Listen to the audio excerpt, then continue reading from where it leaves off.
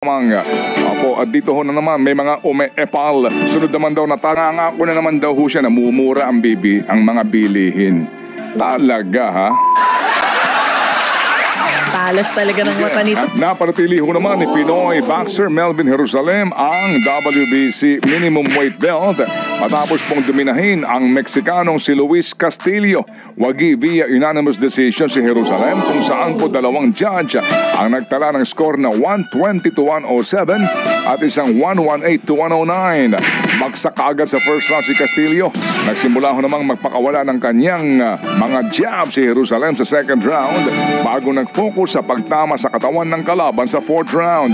Dahil dito'y umangat na po sa 22 panalo at 3 talo ang record ng Pinoy. Ito ho naman ang unang pagkatalo po ni Castillo matapos ang 23 fights. Dinala po ang laban kamakailan lamang. Opo, at dito ho na naman may mga ume-epal. Sunod naman daw na target ni Jerusalem ang unification bout sa susunod na taon. At iyan mga kapatid. Nagulat ako eh. Bakit? Ano ginagawa nun doon? Easy ka lang. Oo. Opo. At mga kapatid,